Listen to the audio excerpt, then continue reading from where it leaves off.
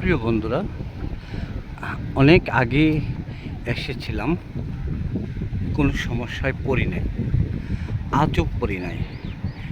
এখানে প্রবেশটা ছিল ফ্রি, উন্মুক্ত। এখন এখন এখানে প্রবেশ করতে আজকে কয়েক মাস ৬০ টাকা ফি ধার্য করা হয়েছে। এখানে ৬০ টাকা ফি, ৬০ টাকা প্রতি গাড়ি ৬০ টাকা করে ধার্য করা হয়েছে। আপনি এখানে ইন করতে হলে ৬০ টাকা পার্কিং চার্জ আপনাকে দিতে হবে। এটাই কথা, কিন্তু অতীতে এমন ছিল না, কোনো দিন ছিল না। যা জনসাধারণের জন্য উন্মুক্তই ছিল, কিন্তু এখন ৬০ টাকা করে কেন ফি নেওয়া হচ্ছে তা আমি জানি না।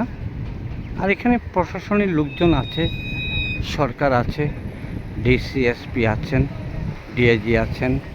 চট্টগ্রাম তো ডিআইজির হেডকোয়ার্টার পুরো ডিভিশনের, এটা তাদের দেখার বিষয়, আমার বিষয় নয়। তবে আমার কাছে আশ্চর্য মনে হয়েছে, অতীতে তো আগে তো কোনো চার্জ ছিল না, এখন কেন